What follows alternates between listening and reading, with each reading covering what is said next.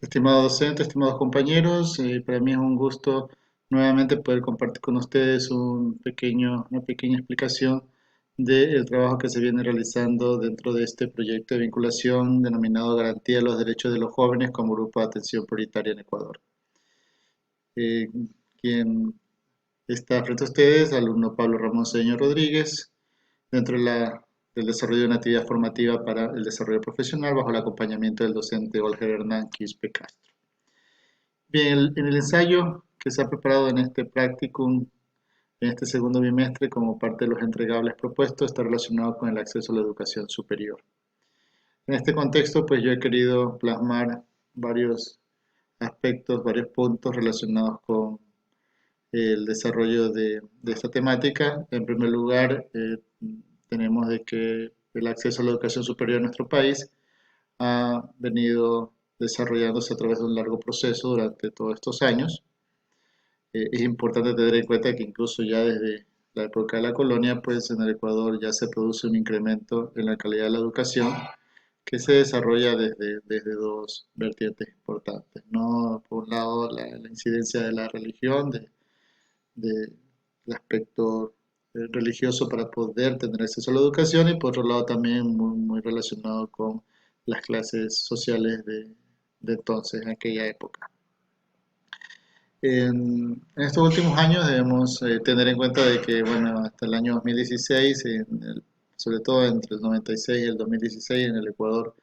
existieron bastantes aspectos relacionados con la inestabilidad política que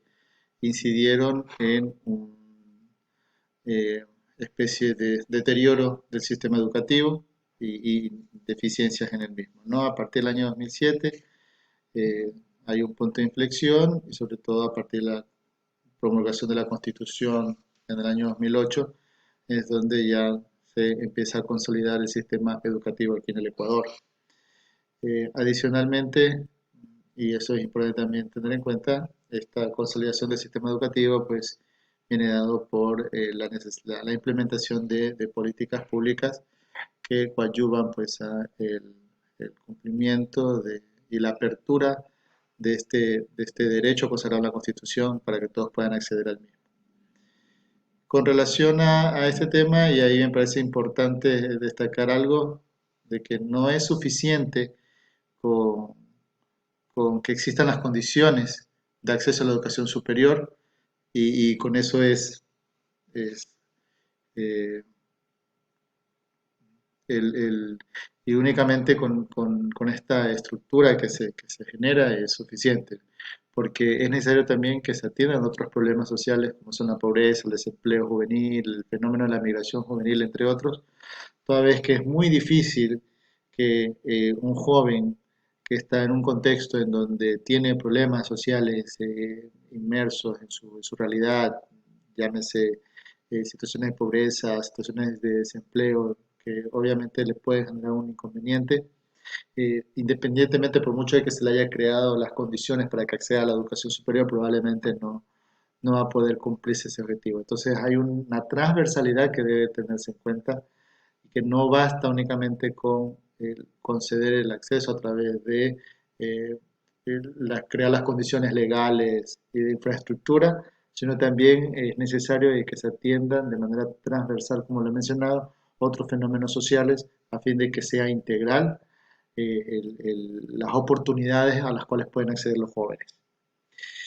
Y bueno, y obviamente, como también lo podemos partir y revisar en nuestro Plan Nacional de Desarrollo, no es posible la consolidación de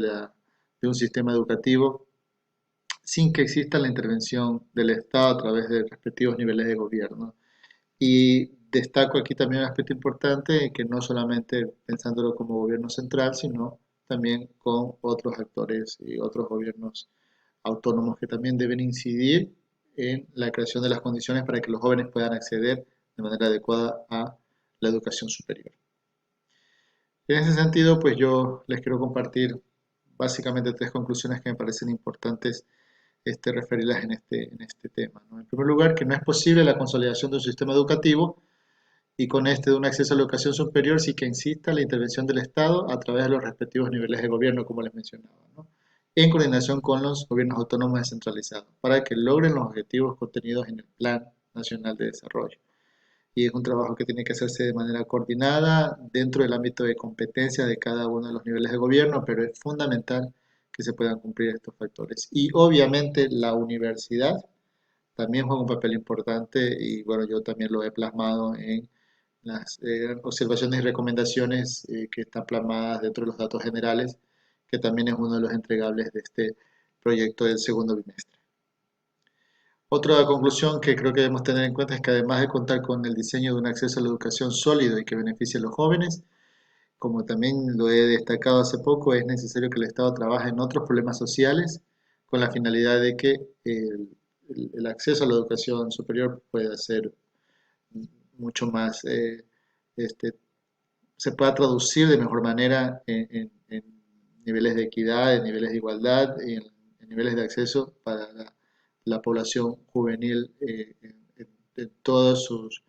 los rincones del Ecuador. Toda vez de que si no tenemos en cuenta este particular, pues podemos eh, tener o ofertar la posibilidad de que el joven acceda a la educación superior, pero trae consigo problemas sociales que también tienen que ser atendidos por parte del Estado. Y finalmente, la inversión en la educación superior en ningún caso debe verse afectada por la injerencia de objetivos e intereses ajenos a los previstos en la Constitución y en la ley. Los mismos que siempre deben estar encaminados a la consolidación de la equidad y el desarrollo de nuestro país, ¿no? Es importante de que el Estado permanentemente eh, rediseñe, revise, evalúe que exista y se mantenga la inversión en educación con la finalidad obviamente de que se puedan cumplir con estas políticas que beneficien a todos los jóvenes y de esta manera ellos puedan también ser una parte activa en el desarrollo el desarrollo económico del país, porque a la medida en que el joven se forma, se capacita, estudia, pues evidentemente eso se traduce en beneficios para el Estado y para el Ecuador, sobre todo en sus diferentes niveles de actividades que se desarrollan. Eso es lo que yo les he querido compartir en este pequeño resumen del ensayo trabajado como parte de los entregables de este segundo bimestre en la materia de Practicum 2, esperando, como lo mencioné yo y lo he plasmado también en mis observaciones, que la universidad continúe en este camino de atender estos proyectos y que pueda irse vinculando no solamente desde el ámbito científico cognitivo, sino también desde el ámbito práctico a través de la generación o la intervención, incluso como universidad, en el desarrollo de políticas, en la construcción de políticas, en el diseño de políticas que permitan y que puedan ser aplicadas, ejecutadas posteriormente por los niveles de gobierno, orientados sobre todo en la atención principalmente de grupos prioritarios, entre los que tenemos a los jóvenes que tanto apoyo necesitan de nuestra parte y que obviamente también podrán replicar más adelante ellos en beneficio del país. Muchas gracias por el tiempo y esperemos que eh, continuemos de la mejor manera en el desarrollo y en la consecución de actividades que nos permitan mejorar nuestro desarrollo profesional. Pasen bien y hasta una próxima intervención. Un abrazo.